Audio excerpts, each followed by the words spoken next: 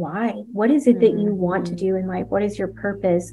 Why do you need to feel good? I needed to feel well because I needed to be able to have the energy to be a mom and a wife and to take care of my family. And I couldn't do those things. I was sleeping 18 hours of the day away. I just couldn't get out of bed. And I didn't want to live like that. I wanted to be present. It's hard to want to change if you don't understand why you need to change and what your purpose is in life. In today's busy world, how can we find the inspiration, knowledge, and energy to live a healthy and empowered life? If we balance and harmonize our mind, exercise our body, live according to the laws of nature, and connect to spirit, can we find a way to heal, become our authentic self, and live our purpose with love? I am your hostess, Amy Fournier, and welcome back to Awakening Aphrodite. You're the woman. I'm going to put you right on the spot. What are some of your favorite Paleo Valley products? I know mine. Oh my gosh. Okay. Right now I'm obsessed with our essential vitamin C. I think far too few people know how important vitamin C is to their health and how much having a little bit more is actually very, very beneficial. We got amla berry, unripe acerola cherry, and camu berry because they're three of the world's most potent, organic, natural sources of vitamin C that you don't just find anywhere. And then we put them in capsules. And also there's 450 milligrams per serving because I do really think in our state of health where most of us aren't necessarily healthy, where we have environmental pollution, we're overstressed, we need more vitamin C. Vitamin C is very supportive. You can go ahead and find it on my website under the recommended products. Just scroll down and find Paleo Valley. You'll see all their wonderful products there, which I use all the time. You can use my coupon code to save 10%, Amy Fournier 10. Now let's get back to the show. Hey, I'm really excited because I have my friend Ross Newkirk here with me. And hopefully you caught his episode on Awakening Aphrodite, number 105. We talk about his products that I love so much. My Baby, the Core Harmonizer, is one of them. And Ross, what is the Core Harmonizer and why is it unique? Why can it help us? It uses frequencies of music, 432 and 528 hertz music, light, and sacred geometries that actually create a coherent, harmonious environment or space. And when you're in that space and environment, you're able to more easily go into a meditative state. Even people that have never meditated before say they can enter into the state and access higher levels of awareness and consciousness. Ross has given us a special discount for you, the listener to Awakening Aphrodite. All you have to do is type in the coupon code FITAMYTV10 and save 10%. You can find it over on my website, amyfournier.com, under recommended products. Thanks, Ross. We will see you over there. Welcome back to Awakening Aphrodite with Amy Fournier. This show is about helping you to be healthy and fit in mind, body, and spirit, as well as harmonize your masculine and feminine energy, tap into your intuition, your true source of power, and awaken your authentic self. My friends, do you ever feel tired but wired? Do you feel just exhausted and almost like you're like a whipped horse that you keep getting whipped and you're just trying to push through? Have you lost your zest for life? Well, welcome to what James L. Willson calls the 21st century syndrome. You could possibly have adrenal fatigue. Now, you might have heard this term. It's actually being thrown around a lot in alternative medicine and functional medicine circles, but it has very distinct characteristics that differentiate it from just being really tired and fatigued. I am thrilled to share with you the guest on today's show, Kristen Files. I came across Kristen Files listening to one of my favorite podcasts, Wise Traditions, which is the Weston A. Price podcast. They have a bunch of awesome guests on there.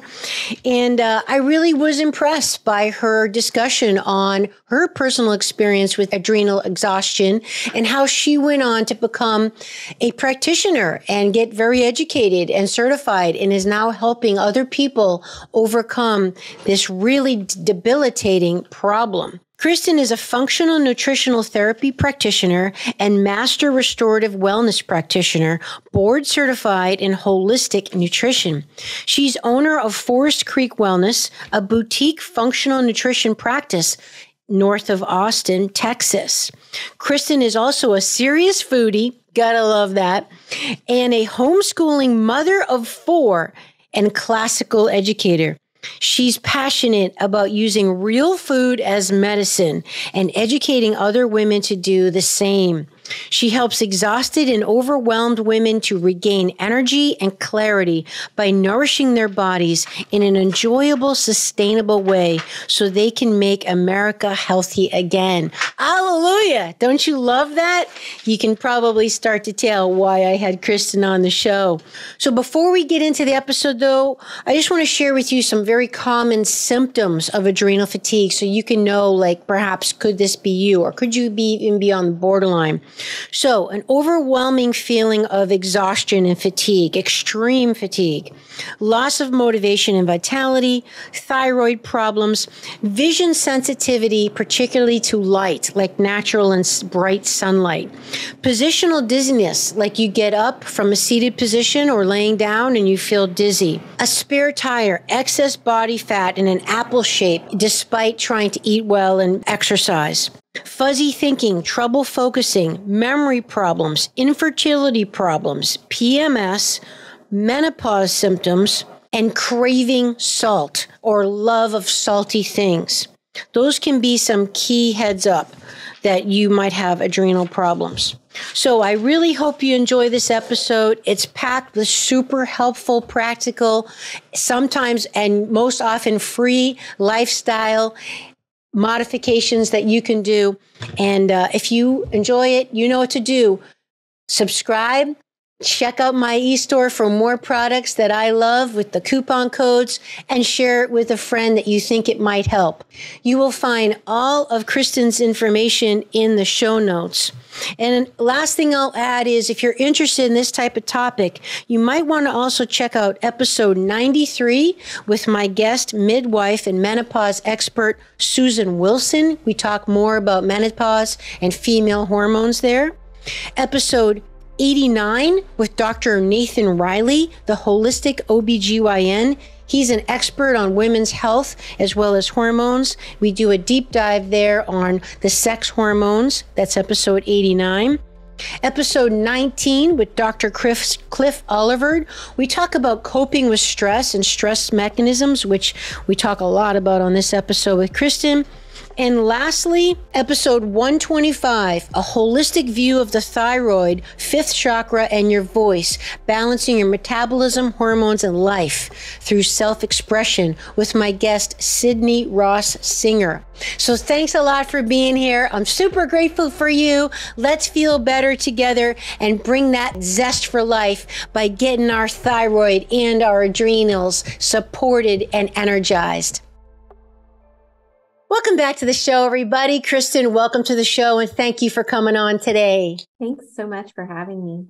I am excited to get into this topic, Kristen, because I have been in holistic health and wellness myself for over 3 decades, and I personally had adrenal fatigue. Mm-hmm. So I know very well what we're talking about. This is a very real thing, and I was thrilled to have found you because, like I said in the introduction, I came across you on one of my other favorite podcasts, the Weston A. Price podcast, Wise Traditions. And I was like, oh, hell yeah, I got to get this woman on the show. And believe it or not, we've had almost 200 episodes, and I'm in holistic health and wellness, and I had never had an adrenal fatigue expert on the show yet. And this is so critical because, my goodness, Kristen, how many people suffer from some degree of this? So we're going to talk about what it is, stress, and all that. But that was my huge way of saying thank you so much for sharing your wisdom with us, because we need it. Yeah, it is interesting. Even myself, when I was thinking, what do I want to specialize in? You know, you think of digestion, you think of all these things, but you don't really think of the adrenals, even though it is, like you said, very widespread. Mm-hmm. Okay, so I did mention in the introduction a brief history of you and your background, and I swear to God, girlfriend, I don't know how you do it all with 4 kids. She's got 4 kids and she's doing all this stuff. Crazy, inspiring. Obviously, you've dialed in your adrenals to have that type of energy. So, yeah. Okay. So please give us kind of the bullet point snapshot of what we should know about your background, how you got into adrenal fatigue expertise and all that. Yeah, sure. So I just grew up with an alphabet soup of issues, started when I was born pretty much. And doctors just didn't know what to do with me, right? It was always just a prescription for like an antidepressant, something like that. Couldn't really find any information. This was before the internet was a thing. Ironically, in some ways it's easier because now that the internet is a thing, there's almost too much information and it all conflicts with each other. So that's kind of an interesting aside. But anyway, lived very tired, barely able to hang on all through my schooling years and through my childbearing years. In some ways, it does make me sad because I feel like I missed out on some of the best years of my kids' lives because I was napping and sleeping most of the time. Very long story short, I found a natural practitioner and he found out several issues that I had, candida, which is a yeast overgrowth, thyroid issues, stuff like that. And when I was working with him, we would have, a few steps forward and then like a plateau and a few steps back. And we just did this for a couple of years. And so I thought, let me educate myself just so that I can fill in maybe my gaps in knowledge and the things that I've learned. And so that's how I found the Nutritional Therapy Association, which is where I got my first certification as a functional nutritional therapy practitioner. And that was very interesting because I thought I had a few gaps in knowledge and I didn't realize they were like big gulfs in knowledge. And so that really tied all the pieces together for me. And the adrenal situation is something that just kept like popping out over and over. Like I said earlier, people know about gut health and, some of these diets like keto and carnivore and things like that are becoming more popular, but nobody really focuses on this. And I started working on my own adrenals and really, like you said, I have 4 children. I homeschooled them. I graduated too, so it's not as much work now. But I homeschooled them and, I have a very fast pace of life. So I needed to feel good to be able to get the things done like that I need to do. I don't have the time or luxury to just be tired. And that was sort of the missing piece for me. Once I started dialing into that, the thyroid issues resolved and, body pain resolved, and I just kept getting better and better. And it's, again, funny because as I was looking for what is my ideal client, it didn't occur to me to even do adrenals until Sally Fallon from Weston A. Price Foundation actually asked me to speak on that topic last year at their Wise Traditions conference. And when she said, "Hey, would you please speak on adrenals?" It's like this, aha, that's it. That's everything that and my son, he listens to me talk about adrenals all the time. And so he thought it was really funny that I was tapped for that. And that's how that came about. Yeah, but that was my focus. So how long ago was that when Sally mentioned that? That's amazing. That was a year ago. Yeah. That's it. And I had a lot of adrenal clients, but it wasn't like my specialty. So I see. Okay. Yeah. But you obviously went through it yourself. Mm-hmm. So you recognized that, you had already had a lot of background in really what it was about. And like I mentioned, I did as well. So there's nothing like firsthand experience. It's one thing to read it or wonder, but let me tell you, when you have this, and I'd like you to talk about that too, please, Kristen, because this is more than just fatigue, because it's a little tricky because almost everybody's overtired, right? Because we're all completely stressed out. There's a low level chronic cultural anxiety going on here. We have so many things that are dysregulating our normal rhythms, our circadian rhythms, our hormones, our sleep patterns. Our food supply doesn't have the type of nutrition. So we're not getting the energy from the food that we should be getting. The electromagnetic rays and the lack of natural full spectrum light. We have so many things that are contrary to our natural requirements. It's hard to know, okay, am I just general fatigue? Or is this full-blown adrenal fatigue? So can you talk to that as to really how do we know? What's the difference? Yeah. So I think the main thing that I would say is exhaustion and overwhelm. And so you might be able to function as a person, but it's this underlying or almost subclinical exhaustion that you just can't kick it no matter what you do. And sort of like I talked about earlier in my own health, I would make a change, I would do well, and then I would plateau and kind of regress. So if you have these issues that you just can't kick them or resolve them, they're more chronic in nature, then that combined with the exhaustion and overwhelm is where I would start looking at the adrenal dysfunction. And then there's other things that maybe are lesser known. And that would be things like just not feeling very motivated or not having creativity. Like maybe once you were a creative person and things excited you and you just kind of lost that. And it's often misdiagnosed as depression. There's like a certain depression element to it, but that's not really the underlying cause. That's more of the symptom. Things like vision issues. So one of the big ones is a lack of light tolerance. If you find you go outside and you just can't handle the sun and you have to squint or it makes you extremely tired, that's a big adrenal issue. Dizziness when you're going from sitting to standing. Pain and alignment issues. So one of the lesser known things is that the adrenals sort of govern your alignment and keep your hips in alignment, and by extension, your your knees, your legs, things like that. So stuff like plantar fasciitis that keeps recurring. Some plantar fasciitis, some shin splints, those are physical in nature, but some of it is adrenal in nature. So if you've had this issue and you just can't kick it, then that keeps coming up. And ironically, I just had someone email me and say, well, how can you give your sourcing on that information? And I don't have any. I've learned that from the practitioners that I've apprenticed with, but the alignment is a big thing. Brain fog or lack of clarity. And I had not heard myself that term brain fog before because I was younger, the internet wasn't a thing.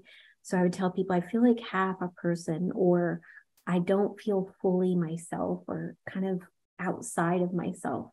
So those are things that a lot of people, you hear this a lot. And it's actually a physical mechanism. Weight gain, so that spare tire or muffin top around the middle that you just can't kick no matter how well you eat or how much you exercise, it just doesn't go away. Cravings for salt and sugar, all kinds of immunity, allergy, sensitivity issues, those can all relate back to adrenal issues. Mm-hmm. Okay, so yes, and I mentioned a list of those in the introduction that hopefully if people skipped over that part, go back and listen to that because and you hit all the huge ones, like particularly the craving for salt. And if you think, well, I don't salt my food, but you love chips or, like that's salt, and definitely, Kristen, the sensitivity to sunlight, like the kind of people that can't be outside without glasses on, that is a huge one. I'm sure you're familiar with James Willson's book, right? Adrenal Fatigue. Oh, yes. Mm-hmm. Yeah. Okay. Yeah. That's kind of like the Bible, the classic. I hate to tell you how long I've had that book, Kristen. I'm older than you, I think. I had that back, I think, when I was in college. So that book, it was first produced in 2001, and I got it right when it came out. Okay. Oh, wow. So yes. And it saved me because like you and so many of us, I was having all these health problems that no conventional doctor or method, God bless all their efforts, thank you, but they couldn't find any answers, and if they did any kind of laboratory testing, it was all subclinical. Yes. So this is the problem. Same goes for low thyroid and all that, is that we can have these official blood tests and they can come back, well, you're normal, so it's in your head, or maybe you're just tired or you're depressed or whatever. And it's like, no, there's a whole nother discussion we can have about the range of blood work, right? Mm-hmm. But a lot of this stuff is under the radar. It's subclinical, and that's why we have to go by our biology, our symptoms, and what our body is telling us, because there's no question I was full on. So maybe, you know what, why don't we back up a minute? And I also want to circle back to mention, according to James Willson, actually, I'll mention it now. According to James Willson, there's a big difference, as you touched upon, between adrenal fatigue and just kind of general fatigue syndrome, which a lot of us has, And he talks about how adrenal fatigue has a very specific energy pattern that's more unique in that people usually wake up feeling unrested, no matter how long they slept. They are dragging throughout the day, totally addicted to their stimulants, coffee, caffeine, Red Bull, green tea, sugar, anything, chocolate, anything that's going to pick them up. And they have a hard time, but then they get really like a wind, a real boost in their sales between about 6:30 and 9 p.m. Maybe after dinner, like, yeah, now I'm ready to work or whatever. And then it crashes a little bit, and then it peaks up again around 11, and then it crashes. But then the whole cycle continues. So they get to bed late. They have a hard time waking up. They like sleeping in, and here we go again. So James Willson talks about that as a very specific pattern to adrenal fatigue. So would you like to comment on that? Yeah. And you see that a lot with clients, like you think it's insomnia or, you know, your thoughts don't turn off at night. And I mean, I guess you could call it that, but it is particular to the adrenals. And if you find yourself like a night person, that's how I was. I did in my late teen years, I ended up dropping out of high school and homeschooling myself the rest of the way. Wow. And I would work during the day and I would do my schoolwork at night because that's when I could think clearly, was way late at night. And you don't realize how much that taps you out until you overcome it. And so now I can wake up in the morning without an alarm clock and I feel rested. I always tell my family when I'm going to bed at my normal time, not real late anymore, I have to go recharge my batteries in the morning. I feel like a recharged person. So if you have been this way all your life, it doesn't necessarily mean that's who you are, right? A lot of people think that kind of becomes their identity. I'm just a night owl. I'm a night person, or I have insomnia or things like that, that you can get rid of even long-standing symptoms. And another thing to note, I think, is there's some like genetics to this because, you know, as we get into epigenetics, we're starting to understand that our ancestors, you know, our grandparents, our parents can pass down the genetic environment, not just the genes. And so your parents, if they struggled with this, which my mom did, then as a child, you're already starting out deficient and things are just going to tap you out more quickly, more easily. And you will think that is just who you are. Like I will say that I was born tired and I would just think that's who I am. I'm a low energy person when that's not the case. And it almost becomes part of your identity. Because for so long people would say, well, how are you? And I would say, oh, I'm tired. And now I'm like, well, I'm not tired. So what do I say? Because I don't even know how to answer that question after, 35 years of saying that. Yeah. So I think that would be my main thing to note is if you struggle with this, pay attention to it. It's your body trying to tell you something. Yes. And I'll add the good thing about epigenetics is those are the things we can change because that's what it is. Epi is above the gene. And we know that 80% of what's happening to us is controllable at least. So that's the good news. And I would add to your point, which I hear you saying is, for all of us to kind of go through the foundational principles, and I know you teach this in your holistic nutrition business, that we have to kind of hit those basic markers, Kristen, right? Before we start getting fancy and look at ashwagandha and all these treatments. Okay, am I getting to bed? Yes. How do I feel about my job? Am I in a stressful relationship? And I want to talk about stress because that mindset is enormous. And I love that you give that a lot of importance. So I want to talk about that too. But just check all those basic healthy lifestyle boxes before you start getting fancy. Because if you can't get that foundation right, then you get no business. It's like you're dealing with the tiles on the roof when there's your basement's falling apart, Stop fueling the fire, right? So if you just go straight to adrenals, but you're continuing to fuel that dysfunction or that fire, then you're not going to see resolution, exactly like you're saying. And so the big things that I work on, with every client is, yes, taking the toxins out of your food and your environment, making sure that you have a well-balanced, nutrient-dense, whole foods diet as much as possible. And even that you're getting enough food. So, you know, we tend to think of dysfunction like overeating. So many of my clients aren't eating enough, right? And so that's tapping them out. That's another stressor on the body. The lifestyle issues, the sleep, the sunlight, the movement, absolutely. And then really addressing stress, right? And so taking the stress out of your life that you can, but also mentally being able to do maybe a perspective shift or something on the stress that you can't get rid of, because like you can't get rid of your husband and children, so or I mean, maybe you could, but it wouldn't be legal. So things like that, your attitude really does play very much into it. Like that's one of my big things, that getting out of the victim mindset, because 100%. That will stall your progress like nothing else. Yeah, that's beautiful. Okay, so let's get into, I'm glad you brought up about eating too little is a major issue for adrenal fatigue. And, you know, think about how many women and girls are dieting, right? Yes. Constant, like professional dieters, right?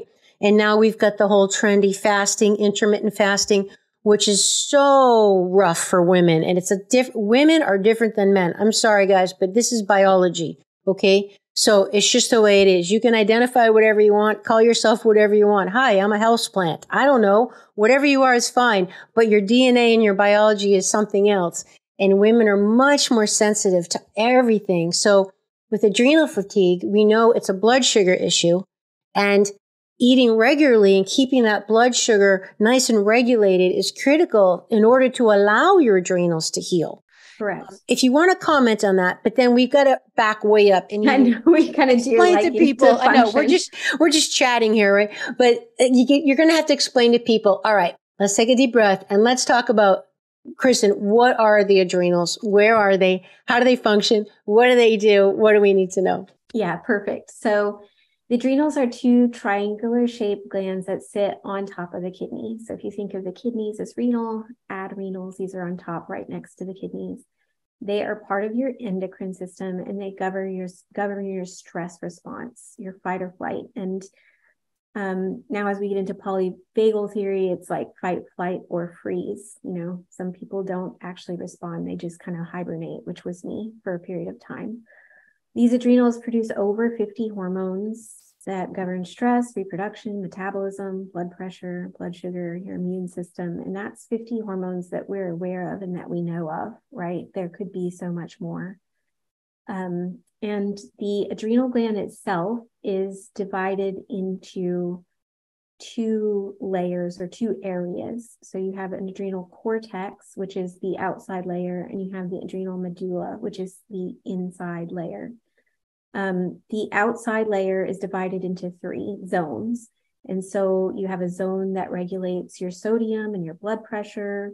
And then you have a zone that regulates your glucose metabolism. So things like cortisol, corticosterone, cortisone, things like that. So those are kind of like anti-inflammatories, and then raises your blood glucose when needed for that fight or flight. You need to have energy, which is glucose, to be able to deal with stressful situations. And then you have a zone that regulates your sex hormones. So it's 3 layers within that layer. And then your inner layer, that medulla, is the things that you recognize, like adrenaline. So, you know, that proverbial lifting the car off a baby, or things like that. So that adrenaline, also known as epinephrine, and then norepinephrine, and then small amounts of dopamine.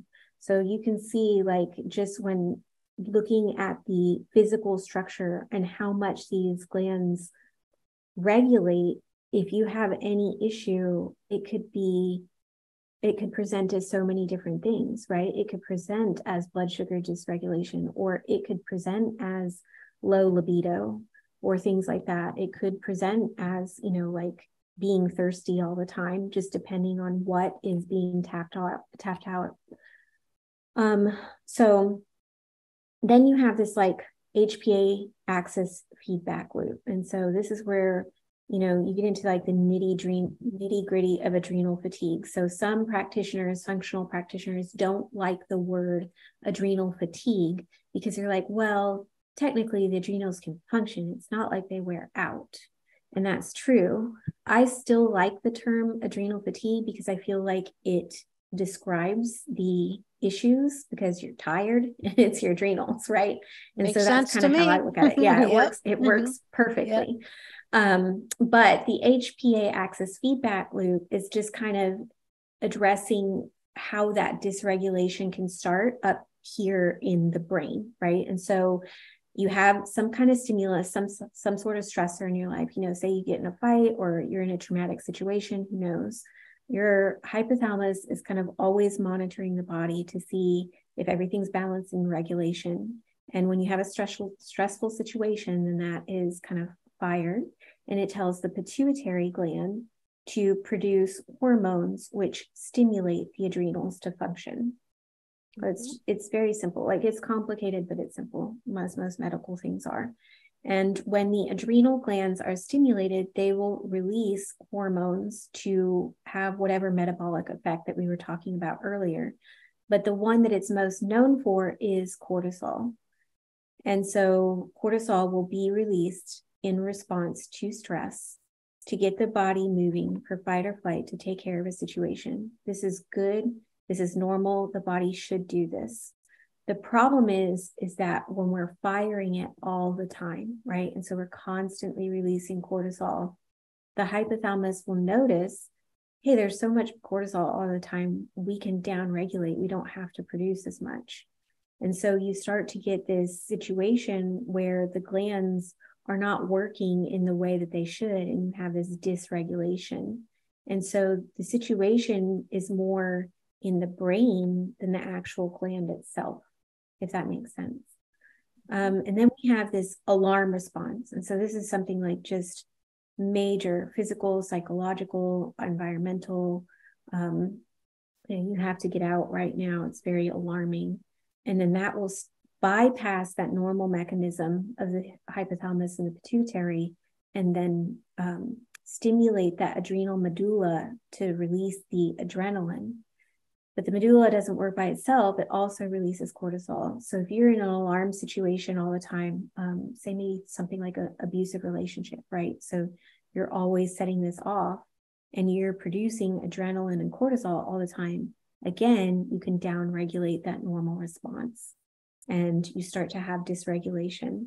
And so a lot of times practitioners can look just at the adrenal glands. I think that's where you were kind of talking about, just taking ashwagandha or whatever, and they're looking at the adrenal glands, but it might not be the adrenals. It could be your situation. It could be your perspective. It could be your hypothalamus. It could be your pituitary, or it could also be your adrenals. And then the way that blood sugar articulates is when your blood sugar gets too low, your pancreatic enzymes or hormones can't raise that blood sugar. And so you need cortisol to raise the blood sugar. And cortisol is using the adrenals, and its purpose is to raise blood sugar. So it's like if you have adrenal axis, HPA axis dysregulation, you can raise your blood sugar, but high blood sugar all the time can cause HPA axis dysregulation. So it's like, with the chicken and the egg, which one came first? And that's where, like, particularly women who are dieting add stress. So you're feeling emotionally stressed out. You're perceiving stress or lack of control in your life chronically. You're not eating enough. You're trying to lose weight, so you're trying to restrict eating. And you put those two things together, your cortisol is going to spike up to keep you from dying, because cortisol, it's a bad rap, but we would die without it. Yes. Yeah. It's a required hormone, and that increases your insulin because cortisol can't get the blood sugar into the cells without insulin to deliver it. So you got those two up there, and we know insulin eventually stores fat. But these are very, very important that we can control by not, unless it's, every now and then you get low blood sugar because you haven't eaten in a while, but don't make it a lifestyle. I mean, we have to be very conscious that, and for that matter, all stress in our life accumulates. It's like a bucket, you can feel it so much. You got stress from a bad relationship. You got stress from your kids giving you a hard time. You get stress from, the EMFs and the toxins, and stress from a diet with not enough nutrients. Add it all together, not enough exercise, too much exercise, whatever. And that bucket's going to eventually spill over. And that's what happens is eventually your body says, okay, that's it. Straw that broke the camel's back. And that's where we get that expression of it. Adrenal fatigue is like whipping a tired horse. And so what you do is you drink more caffeine. Okay, like, oh, you know what? I need another cup of coffee. Or, you know, I need this. And then you're tired but wired. You can't wind down at the end of the day because you've blown out your whole hormonal regulation system because you're overriding it because you're exhausted. So then you eat more sugar to try to bring your energy back up. It's just a vicious cycle. So you must see this a lot, right? I do. And especially too right now, and you're kind of talking about dieting. And I think we have this idea of like dieting, oh, that's just calorie counting, right? And that's bad. And we shouldn't slash our calories.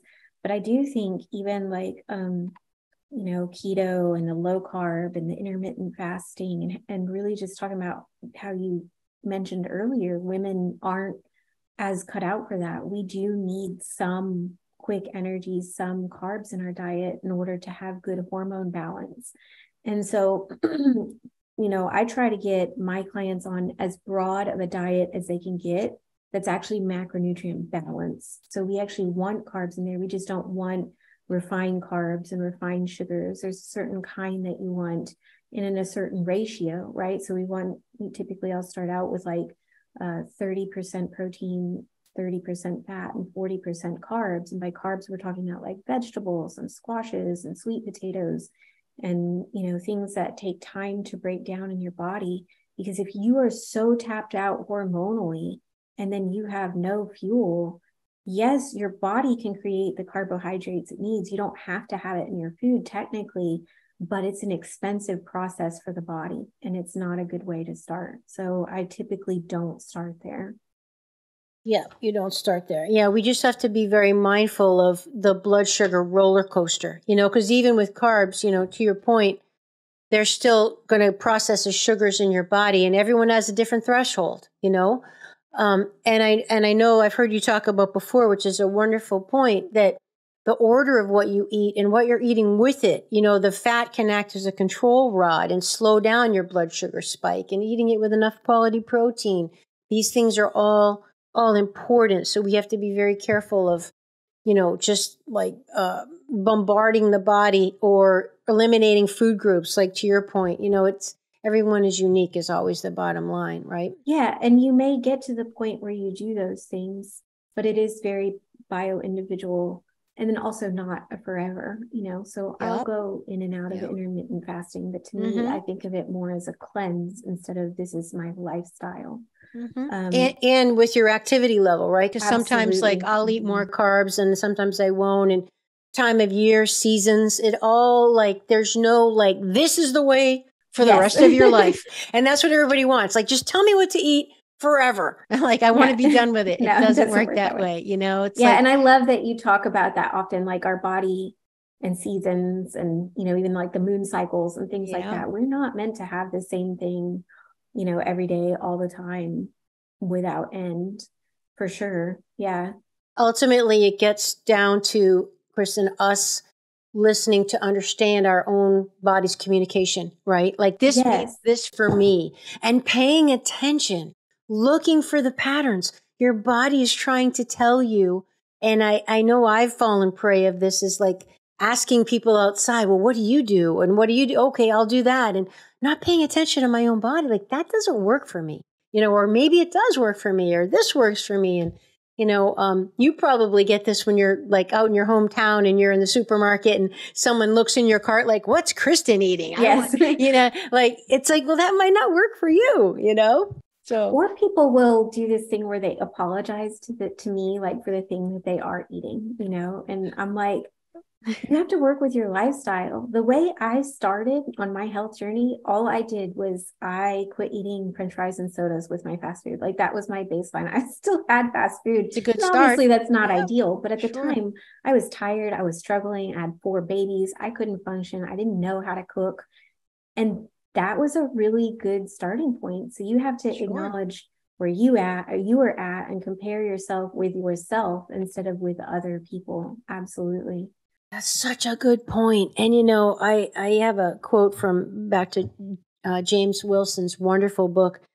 He says, each day is a new opportunity to be kind to yourself and your body. because we don't want to make this, like anyone listening, I'm sure they saw in the, the keyword, the adrenal fatigue in the title, and they're like, all right, now I got to do all this, and I got to get sleep, and I got to clean up my environment, and I got to, eat good quality food.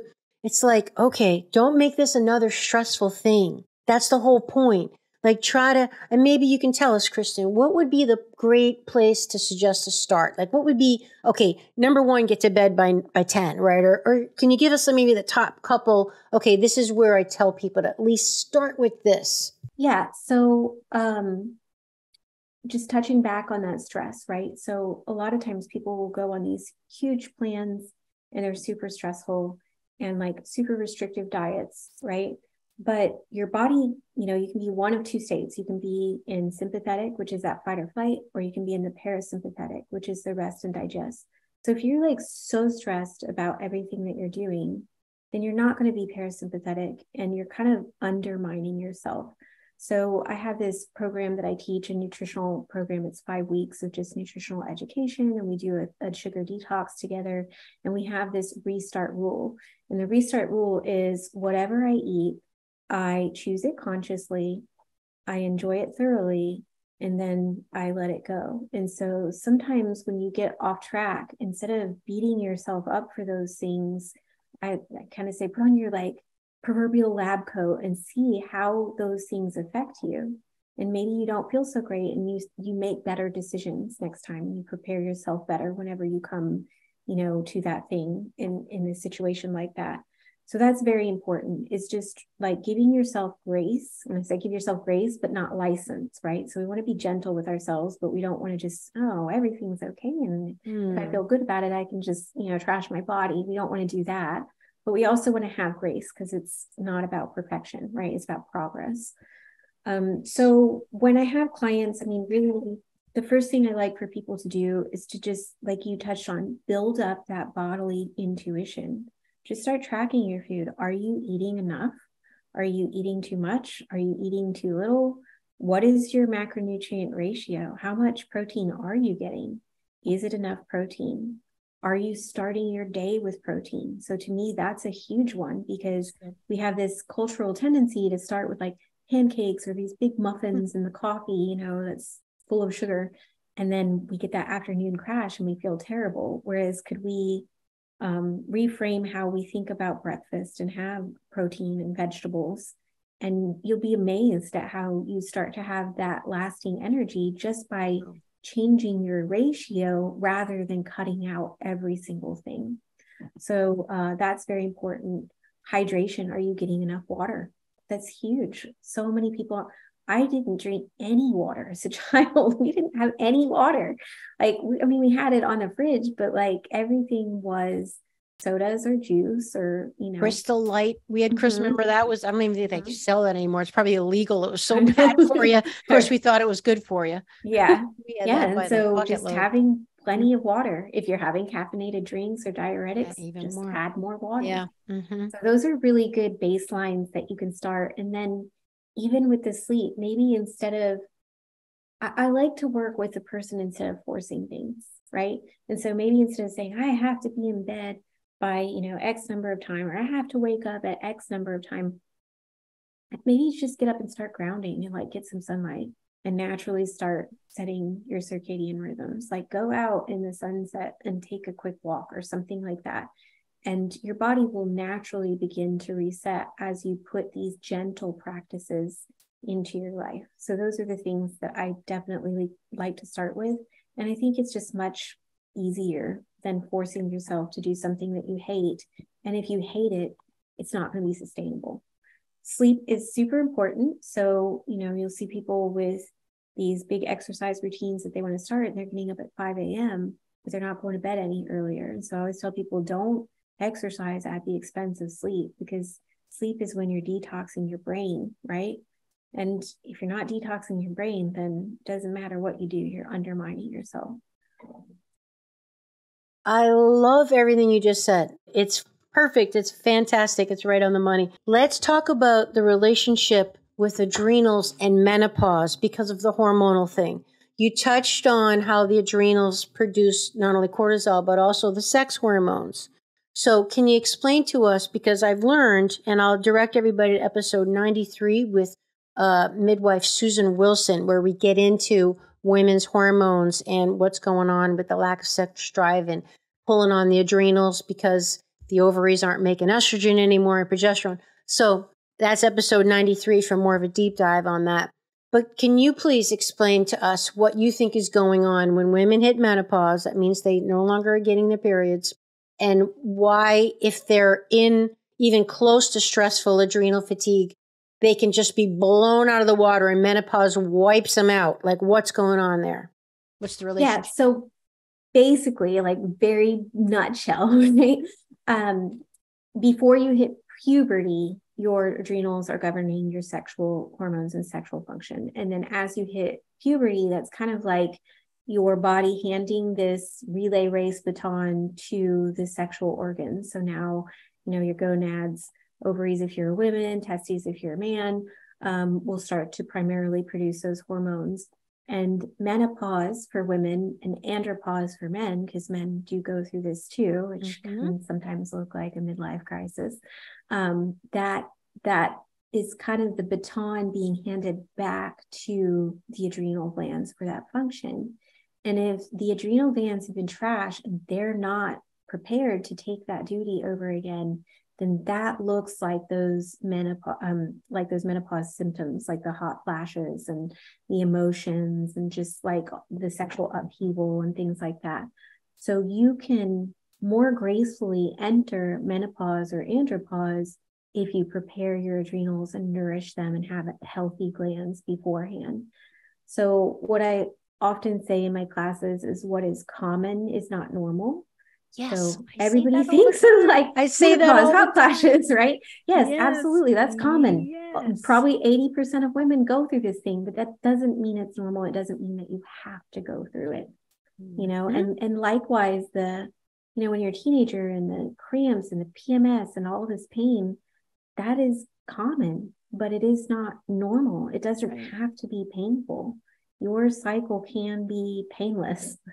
I did not think that was possible whenever I was a young girl. It was debilitating. And now I'm like, oh, yeah, it's that time. Should have paid attention to the date a little bit better. It's painless. I don't feel the emotional upheaval. It's very short, things like that. That is what is normal, but it's not what is common. So I think, yes, that is, the adrenal health is very tied to menopausal symptoms. And, maybe you could avoid many of them. So I had a lady come to me once, and that was her main thing, is that she just could not handle the hot flashes. And I do muscle testing in my practice. If you're able to come in person, and we muscle tested her, and sure enough, it was an adrenal thing. We gave her what her body asked for. And like 2 weeks later, she's doesn't have any hot flashes. It's incredible. That's so beautiful to hear. Well, the bottom line of all of this, probably, Kristen, is, we're talking about stress today. It's perceived stress. So basically any form of stress to your mind-body system is going to tax your adrenal glands. And again, when you look at how many sources you're dealing with, you can do the math as to figure out, am I a candidate of blowing out my adrenals? Because whether it be, we mentioned them before, a bad relationship, the lack of nutrition in your food, not getting to bed in time. All these things can contribute, and it might present itself uniquely for you as PMS, whereas me, I can't handle stress. Like I basically have a short fuse.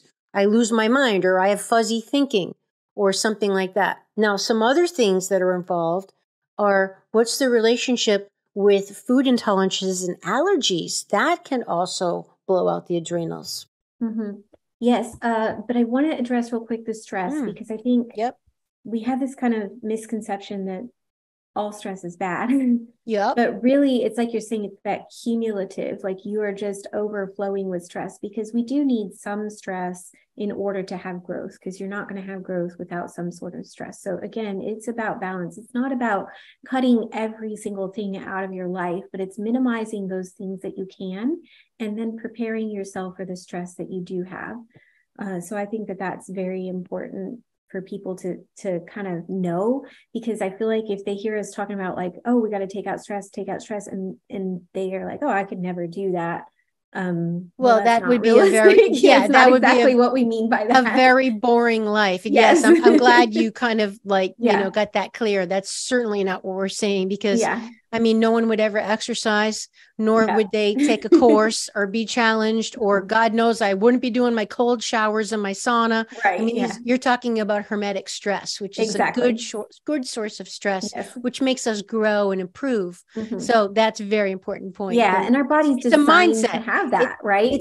It's the way we perceive it, right? Like if, particularly, I think, Kristen, is the perception of control, right? Yes. Someone could have a job position. Actually, one of the worst ways to stress someone at work is to give them a lot of responsibility, but a little bit of perceived control over the outcome, because they feel like, oh, there's pressure, but they feel like they can't really make a difference. Like they don't have the locus of control, it's called.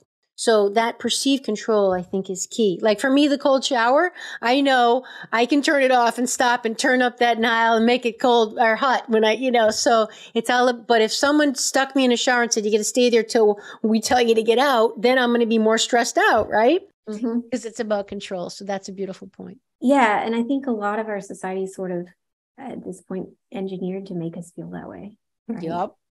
To take away your agency and you don't have control over your life. And so that's a whole other thing that sure about. Is a whole nother thing, my friend. Okay, so bring us back to the connection of food allergies, because I don't hear a lot of people talk about this, Kristen, and it's a very common thing, or food intolerances, whatever you want to call them, and how that's related to stressing the body and the adrenal role. Right. So if you think about it, a lot of times when people will have certain autoimmune issues, the way that conventional medicine takes care of it is they give them cortisol, because that turns off the immune system, right? Because it's an anti-inflammatory. Yeah. And so if you're running from a lion, you don't need to digest your food. You don't need to worry about inflaming. You don't need to worry about any of those things. You need to just worry about getting out of your situation. So that's sort of the mechanism of how it works. So when you're constantly firing, your immune system is just going to become dysregulated. But also you have to consider gut health as well. So if you're dealing with a situation like leaky gut, where you're constantly firing your immune system and it's constantly on overdrive, then that sort of shuts down too. So you kind of have this two-prong, like we need to deal with the stress, we need to deal with the adrenals, but we also need to look at digestion and make sure that we don't have a leaky gut situation, or even we're talking about stress. Well, infections are stress on the body. So that's going to keep you in that stress situation, right? So if you have any kind of microbial overgrowth in the gut, or pathogenic situation, maybe a bacteria, a viral, maybe a retroviral, where there's some things kind of like not going to be really detected on a blood test, that you have to request, like Epstein-Barr or something like that. They're just not normal things that conventional practitioners run. And those can constantly keep you in a state of low level stress. And so they're adding to that overall body burden. And that can cause these sensitivities and dysregulation of the immune system. So that chronic illness is a sign in my book to look at the adrenals, and just illness in general is going to be a stressor. So if you've had some, serious illness, then nourishing your adrenals would be something that I would definitely look at doing. It's status quo for most people who are dealing with things. So, and you see that with, COVID. That's very stressful, and people will have long COVID symptoms. Yeah. And so is it long COVID, or was it that you were so stressed and tapped out and you didn't have the nutrient stores to really replenish your body afterwards? That's so key. And, because what we're talking about here is that the body, you're already going into a situation with your adrenals fried because of your lifestyle, your mindset, whatever. And so your cortisol is low because it was so high for so long, trying to keep your inflammation down, that now when you take something from outside your body to inside your body, you don't have the internal mechanism to lower the inflammation anymore. So you've got horrible symptoms because there's nothing inside your body to take care of it. you know, and lower it down. Like you're done, you're depleted, you're out, you're zero, you're on empty, you know? Yeah. And you saw that, you know, with COVID, just because we just went through it and it's front and center, but people with blood sugar issues were more susceptible to the disease and the long COVID and death and things like that. And was it the blood sugar? Was it the adrenals, right? We don't know. It could be both. Yep. So if you struggled with that or any illness, I would say, and you just have a hard time getting back on track, then that's definitely something that I would dig into. Well, something I always say is, you know, the body needs energy to heal. So, and this is the catch-22. A lot of people are sick. They just don't have the energy, or you don't have the energy to exercise or whatever. It's like, it's just a catch-22. Another thing I see all the time is people don't know what it is to feel really good because they never really have, you know, so they think this becomes the new normal. And like you said, that I say as well, is, you know, just because it's typical doesn't mean it's normal. Just because you're seeing it around you, that people, as they're getting older, wake up in the morning, aches and pains and whatever, or, you know, get puffy and inflamed and start getting huge cortisol bellies, which is a cortisol belly, you know, because that's the fat around the visceral organs. I mean, this isn't really normal. Unfortunately, it's typical, but it doesn't have to be that way. Okay. I think a lot of our cultural issues could go back to them. I mean, you know, it's controversial, but like you said, with all the sexual confusion lately, I mean, is that an adrenal thing? Because they govern sexual function. And if you have had a traumatic past and you were born deficient, and then you're not fed well, and maybe you have these illnesses, then it is not far-fetched that could play into that situation, you know? I'm glad you brought this up, because this is a very, very important point that will go with everything, is that, you know, I was just talking to a friend the other day, and she's got someone in her family who's dealing with manic depressive disorders. And she was saying how, well, it's a chemical imbalance. And I get it. Yeah. But what do you think is running your body's chemicals? Like, your body is running on something. And the very important point we all have to remember is our organs, our organ systems, our glands, our cells, they all require specific nutrients in order to function properly. Like, if they don't get those nutrients that they need, they're not going to run well. They're just not. So that's why we have to start with that. Do you want to comment on that? Oh, absolutely. And I think, you know, if you look what a child eats in a day, there's no nutrients in there. So how many of these things that we're dealing with now, whether that's dysphoria, whether that's mental health, whether that's obesity, that's the root cause. Like, we just need building blocks. So yes, it may be a chemical imbalance. Absolutely. Nobody's saying that it isn't. Yep. The question is, where is that coming from? Right. And so every protein in your body breaks down, or should break down, into an amino acid. And every single neurotransmitter in your body is made from amino acids. So is the neurotransmitter and dealing with that with a medication, is that the resolution? Or is it making sure that you're getting the right quantity, quality, and breakdown of protein, the resolution? I mean, that's the place to start. You know, like, no one's saying don't take medications or don't listen to your doctor. You need a stopgap. I mean, get those foundational things down. And then if you're still not getting results, you know, take it further. That's all we're trying to say. Because wouldn't it be great if we could do this naturally and for free? Like like you said, grounding, getting outside. And like you said, just kind of working together, because people have this idea of like, oh, these paradigms, like it's either holistic or it's either conventional. Yep. It's like, no, you're in a crisis situation. Let's get you out of crisis. Yes. But that doesn't mean you stay on that thing for the rest of your life. It's like, what causes a crisis, and can we resolve it? And let's work together, right? 100%. They're not mutually exclusive at all. Great point, Kristen. Great point. Okay, the connection with low thyroid and adrenal, because this is they hold hands. So can you? Yes, they do. educate us on that, because we all know how common low thyroid is, particularly for women. So we talked about the HPA axis, right? So the hypothalamus pituitary adrenal. Well, there's many HP axes in the body. So you have the HPG, which is hypothalamus pituitary gonads, and HPT, which is hypothalamus pituitary thyroid.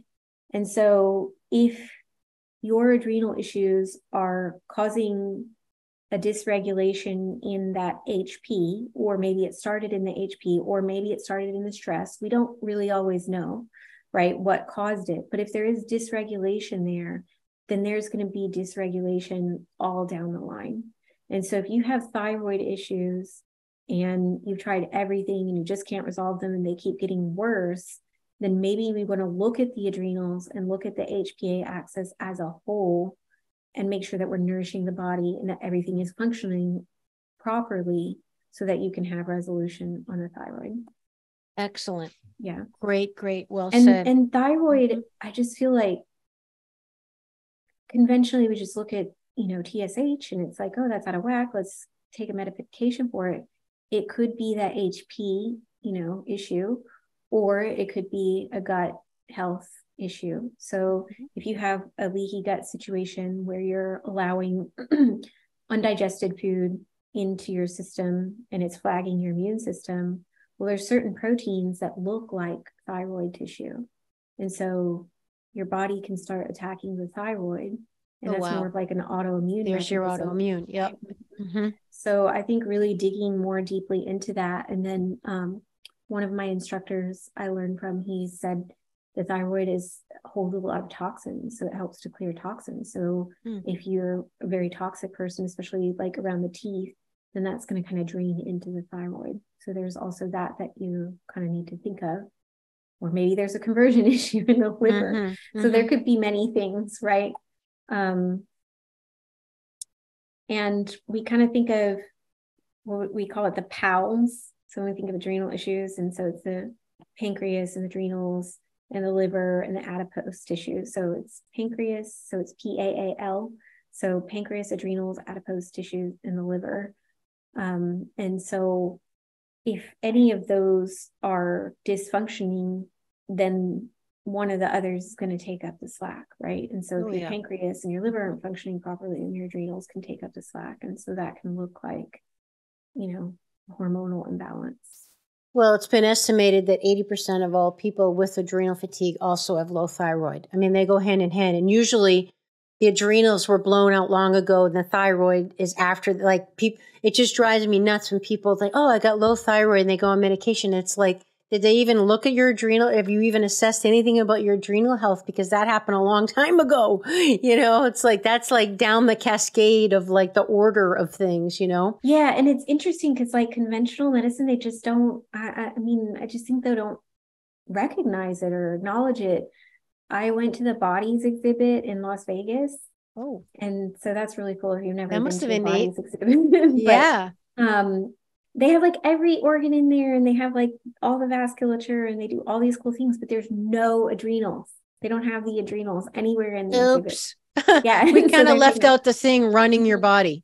Or wow. The gym I worked at, there used to be a ER doctor, and so she worked out at the same time. And one of my coaches came to me and just like major adrenal issues, is constantly going to the ER for like heart palpitations and things like that were happening, and came in, and I'm like, oh, it's like mostly blood sugar and adrenal. We need to take care of this.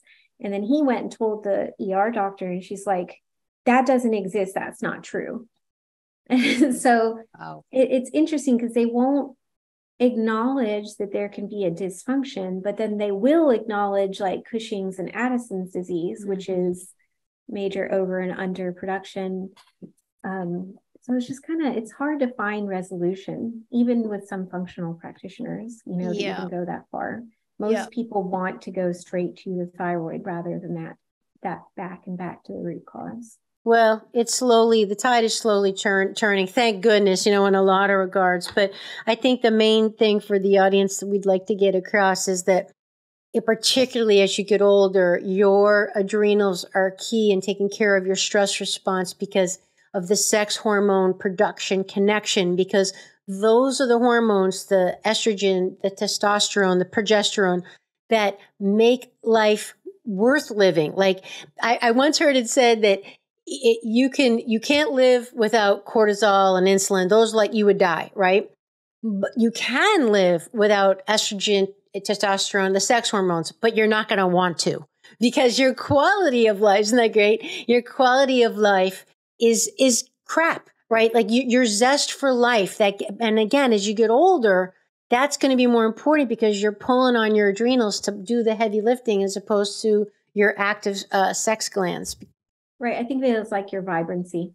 There you go. Yep. Yeah. Vitality. I love it. That's great.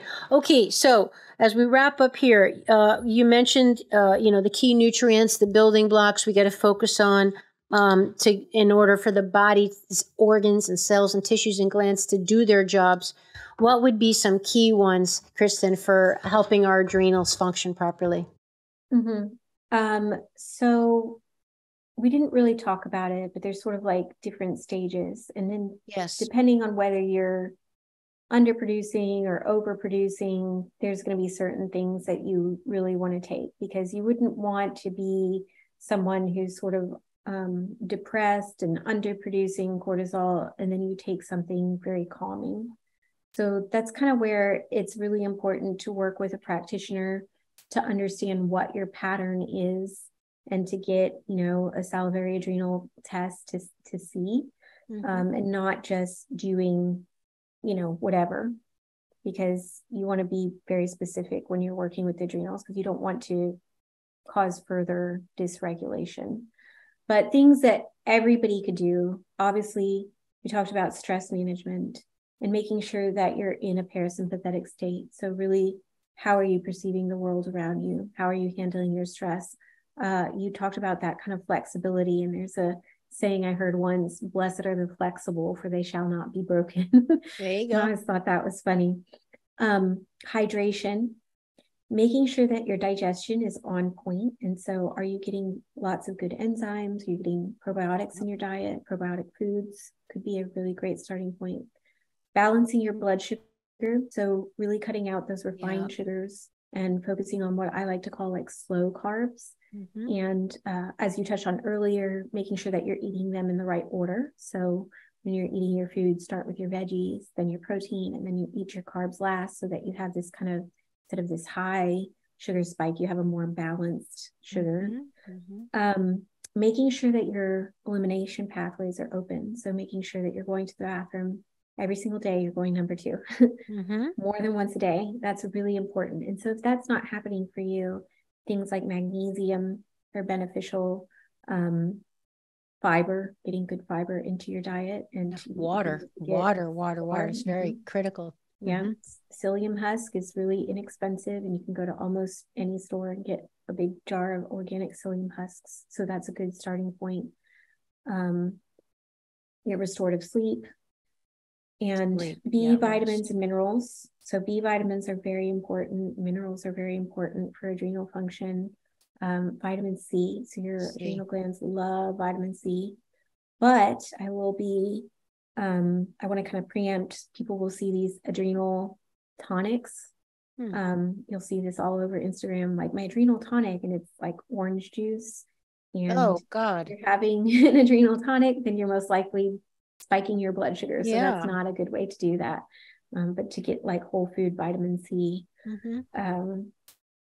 quality omega-3s, so good fatty fish and fish oils, making sure that your electrolytes are balanced. So especially in this hot weather, and balancing electrolytes isn't things like Pedialyte or Gatorade. No, those are going to tap you out more.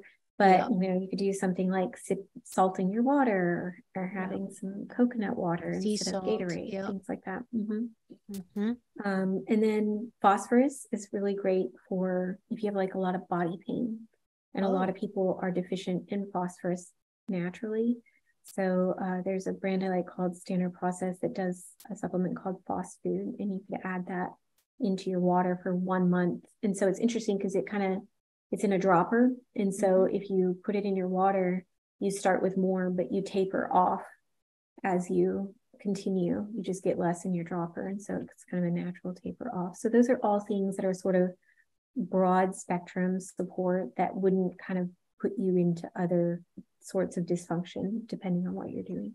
Fantastic. What a great comprehensive list, Kristen. That's great. And I'll just augment that with back to the mindset of doing the hard work too, is that you can't get around that. You have got to, if you're serious about getting well and healthy, you've got to sit down and address what's going on in your life that you're perceiving is so stressful and draining your energy and stressing you out and giving you anxiety and keeping you up at night. And you've got to, love yourself enough to make some changes to protect yourself so you can heal, and that takes introspection. That takes being quiet. That takes changing your lifestyle and doing, having your private time, having your downtime, having moments of quiet where you can take a bath maybe at least once a week for 20 minutes. Just getting your self-care in is critical to heal all your hormones, including your adrenals, and to control your stress. So that's beautiful stuff. Kristen, in your work, you talk about approaching the body from a north to south perspective. I can't let you go without explaining that to us, because I know this is going to be an interesting take. Yeah, so there's two things that I kind of, in my practice, that sort of set me apart from, or I think from different practitioners, like functional practitioners. Mm-hmm. One is that north to south process. So digestion in particular, we think of, digestion, the intestines, but actually digestion starts in the brain. So if the brain is not functioning and firing properly, then your digestion is not going to be working properly. So we would want to do the northernmost organs and support and nourish those. And then you have this cascade effect down the line. And it's really great because when you do muscle testing, when you think of it in this way, you're able to cut down on the supplementation. Whereas like most doctors or, even functional practitioners, maybe they'll run a blood chemistry lab and it's like, oh, this thing's deficient, here's this supplement. Oh, this thing's deficient, here's this supplement. Before you know it, you have like 25 supplements, and that's not sustainable. So when you take into account the north to south, it really kind of cuts down on protocols. And then in regards to adrenal, we talked about that hypothalamus pituitary and how there's many HP axes in the body. And so if we can nourish the hypothalamus and pituitary and make sure that they're functioning well, then we can affect many different organs, including the sex organs and the thyroid and the adrenals. And so that's something interesting when someone comes into my office and will muscle test and their thyroid is weak, and we give a brain supplement, it strengthens them. So you don't always need to directly supplement the thyroid if you go from that north to south process. Brilliant. Yeah. Final thoughts. Oh gosh, there's lots of final thoughts. Yeah, or just something you feel is very important that we didn't mention that you want people to know. I think really that you could tell somebody all the hacks for lifestyle and nutrition and getting your sleep in the world, but really it kind of goes back into what you were saying repeatedly is your mindset and getting out of that victimhood. And I think just like you were saying, that self-care is really important, but to me, I feel like self-care feels selfish. And so I think that it's really beneficial to figure out like, why, what is it that you want to do in life? What is your purpose? Why do you need to feel good? And for me, I needed to feel well because I needed to be able to have the energy to be a mom and a wife and to take care of my family. And I couldn't do those things. I was sleeping, like 18 hours of the day away. I just couldn't get out of bed. And I didn't want to live like that. I wanted to be present. So it's hard to really want to change if you don't understand why you need to change and what your purpose is in life. And I think that's very important. So I'd say that was number one. And then I think understanding who you are as a person and working with yourself. And so one of the frameworks that I learned was Gretchen Rubin's framework, the 4 tendencies. Yeah. And it's those tendencies in regards to your internal and external goals. And I think that's a really good, simple program of like learning who you are and how to make things work for you. So one of the things is I'm an obliger, and like 80% of the population's obligers. And that kind of irritated me at first because I'm like, I'm not a people pleaser. I don't care what people think about me. But then I did realize like I will always put myself last. I always put other people first.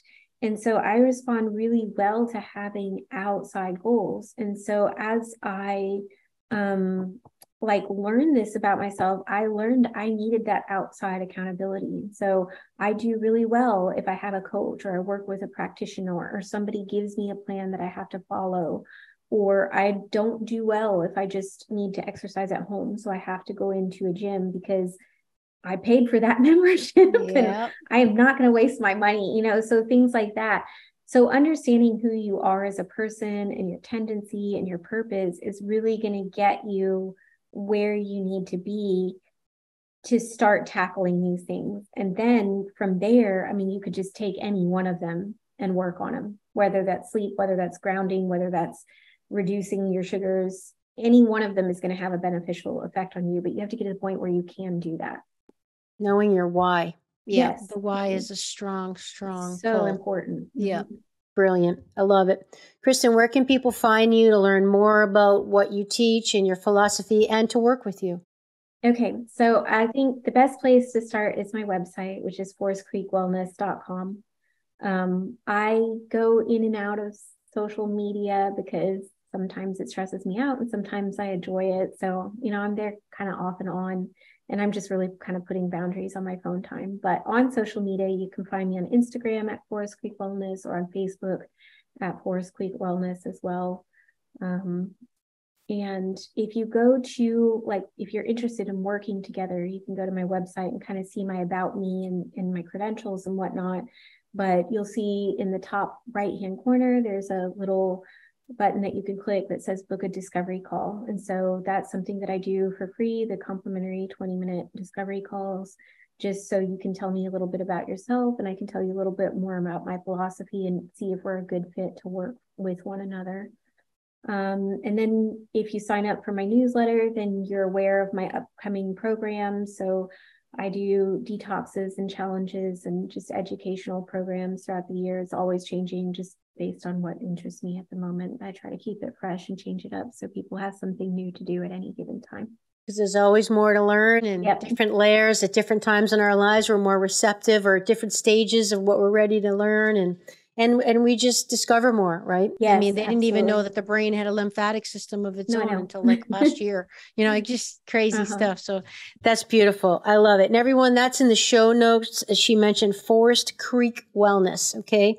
Kristen Files, thank you so much for coming on the show. Everybody, I hope you enjoyed the show. This one, as all of them, was important because so many people are stressed out. And I love how Kristen shared with us so many natural, very low cost, if at any cost, things we can do to help ourselves. So please share the show with someone that you think needs to hear it. Subscribe, check out Kristen's stuff. And if you want to support me, leave a review and hit up my e-store for my products. And you can get a coupon code there yourself for most of them. Thanks for joining us, everybody. Kristen, thanks again. And we'll see you next time on Awakening Aphrodite.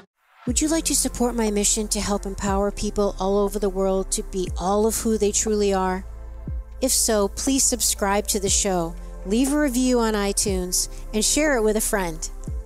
And if you're looking to take immediate action to align your energy and optimize your health, visit amyfournier.com. Thanks for listening to Awakening Aphrodite. Let's awaken her together in you. I'm your hostess, Amy Fournier, and I already can't wait to be with you again and for you to hear what I have planned for the next show. Thanks for listening to Awakening Aphrodite with Amy Fournier.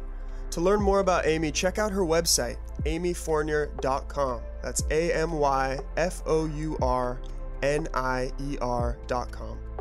You can also check out Amy's live and on-demand virtual fitness and yoga classes and sign up for her newsletter to receive a free mini ebook of 3 of her top tips for making holistic health a lifestyle. Again, that's amyfournier.com and get your ebook sent to your email immediately. Connect with Amy on the daily on Instagram at FitAmyTV, FITAMYTV, and watch many of the podcast episodes and subtopic clips on her YouTube channel, which is also Fit Amy TV. Enjoy, and we'll see you next time on Awakening Aphrodite.